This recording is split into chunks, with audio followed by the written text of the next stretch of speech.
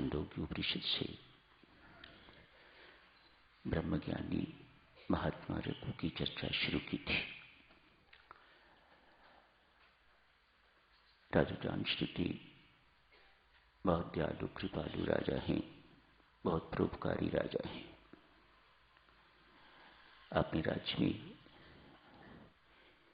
राज्य की ओर से कितने चिकित्सालय, पुस्तकालय, विश्रामालय, धर्मशालाएं, बहुत कुछ खोल रखा हुआ है। जगह जगह पर प्याऊ हैं, लगे हुए विश्राम स्थल हैं। गरीब कोई भूखा नहीं है, उसे भी राजकोष से रोटी मिलती है। बहुत समृद्ध हो गए हैं ये राजा अपने परोपकार के कारण, दानशीलता के कारण। राज्य में वृद्धि भी हुई है, सफलता भी मिल रही है। अर्ज की जा रही थी अब से, जहां कर्म सत्कर्म होता है, सेवा होती है, वहां अभिमान के बीच भी साथी होते हैं। प्रशंसा रूपी जल उन बीज को मिलता है तो वो अंकुरित होते हैं, तो कालांतर में विशाल पेड़ के रूप में आपके समक्ष बहुत बड़ी बाधा प्रस्तुत कर देते हैं। राजा के साथ भी ऐसा ही हुआ है। राजा अभिमानी हो गया है। उसे लगने लगा है कि मेरी दानशीलता के कारण, मेरी परोपकारिता के कारण मेरी समृद्धि एवं राज्य का विकास हुआ है। परमेश्वर की कृपा देखिए, करनी देखिए। आज रात राजा जामश्रुति को स्वप्न हुआ है, जंगल में शिकार करने के लिए गए हुए हैं, थक गए हैं। किसी पेड़ के नीचे विश्राम किया राजा ने। उस पेड़ पर एक शाखा पर एक हंस एवं हंसनी बैठे हुए थे। आपस में दोनों चर्चा कर रहे थे। हंसनी कह रही है, देखो प्रिय, राजा की दानशीलता। इस राजा के राज्य में घरों में ताले नहीं लगते, कोई चोर डाकू नहीं है, गरीब भी भूखा नहीं रहता। ये राजा इतना समृद्ध है, कितना परोपकार कर रहा है। इन्हीं गुणों के कारण ये इतना समृद्धिशाली है। इसे सफलता ही सफलता मिल रही है। हंस टोकते हैं, नहीं प्रिय, ये सत्य नहीं है। ये जो समृद्धि इसे मिली है, जो सफलता इसे मिल रही है, ये इसके पुरुषार्थ के कारण नहीं है।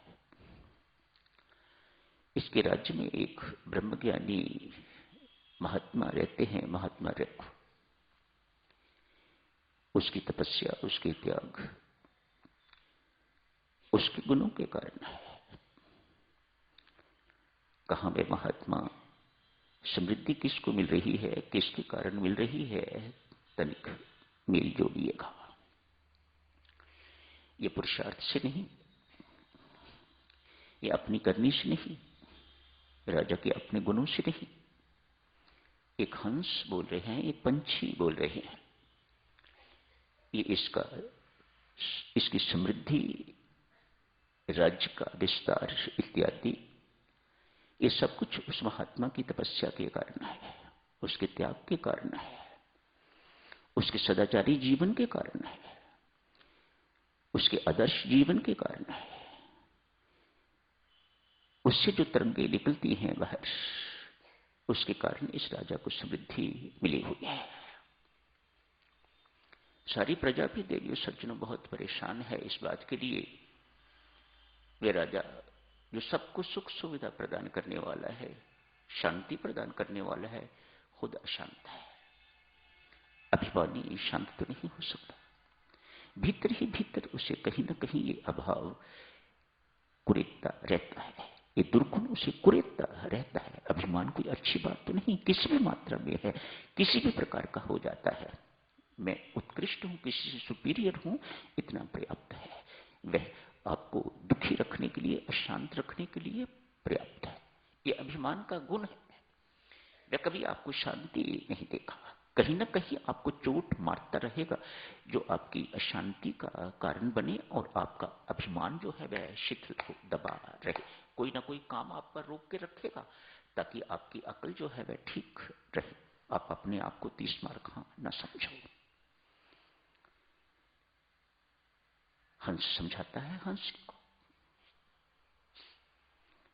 मैं ऐसे महात्मा के दर्शन करना चाहती हूं। दोनों उड़ गए। राजा की आंख खुल गई, सपन टूट गया। घर चला गया है वापस। घर ही था, स्वप्न आ रहा था। स्वप्न में बाहर गया हुआ था,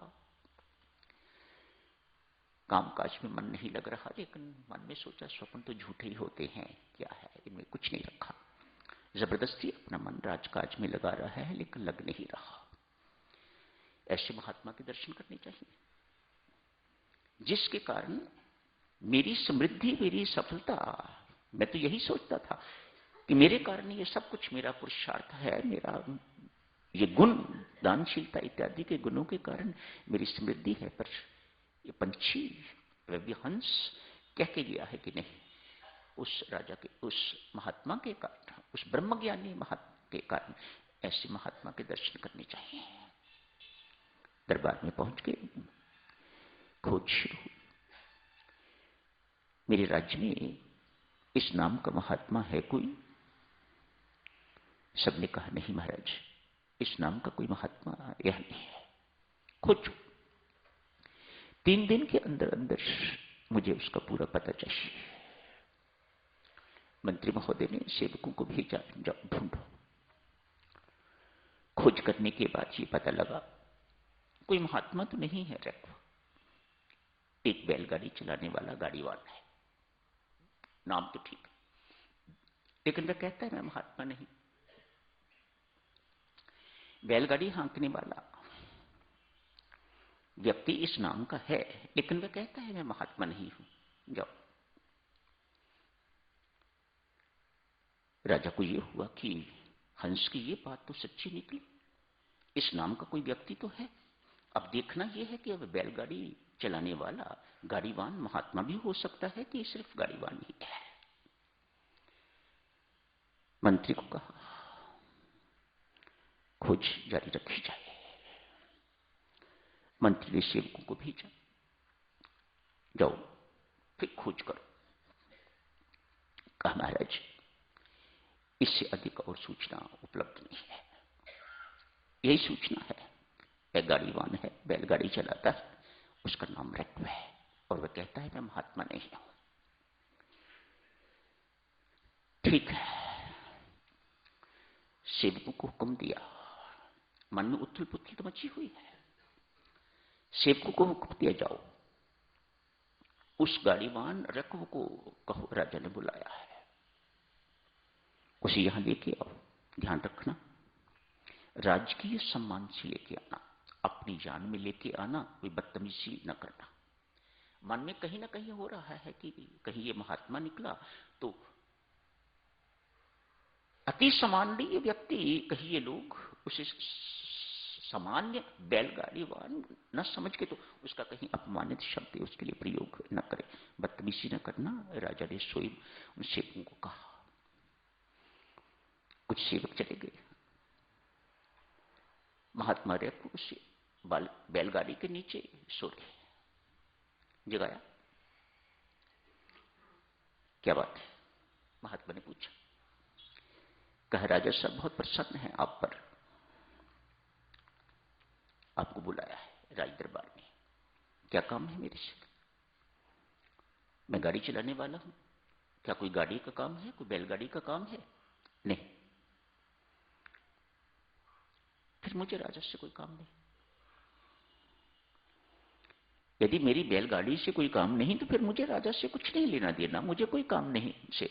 जाओ आप राजा को बोल दो मैंने आने से मना कर दिया है। सोचो देवियों, कितना अंदर बल होगा। किसका बल? वे राजा की तरह अपना बल नहीं समझने वाले। यही तो अंतर है एक सामान्य व्यक्ति में और एक ब्रह्मज्ञानी में, एक संत में। वे अपना कुछ नहीं मानता। राजा सब कुछ अपना मान रहा है। मेरी ख्याति इस कारण, मेरी समृद्धि इस कारण, मेरी सफलता इस कारण, मैं पुरुषार्थी हूं, नहीं तो इतना बड़ा मैं कैसे बन जाता। महात्मा इतना महान होते हुए भी ये सोचता नहीं है। परमात्मा की कृपा है, सब कुछ परमात्मा का दिया हुआ है, मेरा कुछ नहीं है। मेरे जैसे उसके पास अनेक, मेरे से बढ़ के उससे अनेक। मुझे अगर उसने सम्माननीय वंदनीय बना दिया है तो महिमा उसकी है, मेरा कुछ नहीं है। ये महात्माओं की सोच है, ब्रह्मज्ञानी भक्त की सोच है। मुझे कुछ नहीं देना, आप जाओ। आके सेवकों ने कहा, सारा हाल सुनाया। ऐसे ऐसे सोया हुआ था, हमने जगाया। राजा ने बुलाया है, किस काम के लिए? मैं तो गाड़ी चलाता हूं, मेरी गाड़ी की आवश्यकता हो, कोई गाड़ी का काम हो तो मैं चलूं, यदि नहीं तो फिर मुझे राजा से कोई काम नहीं है, मुझे राजा से नहीं मिलना। और उथल पुथल राजा के मन में मच गई। कौन ऐसा व्यक्ति है जो राजा के हुक्म को टालने वाला है? अवश्य कोई महात्मा होगा, अवश्य कोई बड़ा आदमी होगा। इसी उथल पुथल में सो गया है। आज फिर स्वप्न हुआ। हंस हंसरी आपस में बात कर रहे हैं, क्या तुम इस गाड़ी चलाने वाले को महात्मा कहते हो, ब्रह्मज्ञानी कहते हो? हंस कहता है, अरे ये ब्रह्मज्ञानी ना होता, परमात्मा का प्यारा ना होता तो राजा के कहने पर राजा के पास ना चला गया होता। राजा के पास जाता तो इसकी गुर्बत, इसकी गरीबी सारी की सारी दूर हो गई होती, जिंदगी भर उसे कोई काम ना करना पड़ता, राजा ने इसे माला माल कर दिया होता। मानो इसे लोभ नहीं है, इसके अंदर प्रलोभन नहीं है। यही है महात्मा रखो, यही है ब्रह्मज्ञानी रखो। सुबह हुई, मंत्री महोदय मुझे उस गाड़ीवान के दर्शन करने जाना है। राजा स्वयं दर्शनार्थ गए। बहुत सेवक मंत्री इत्यादि। महात्मा रेकवो की कुटिया के आगे राज दरबार लग गया है। एक सिंहासन राजा साहब के लिए, दूसरा सिंहासन महात्मा रेकवो के लिए।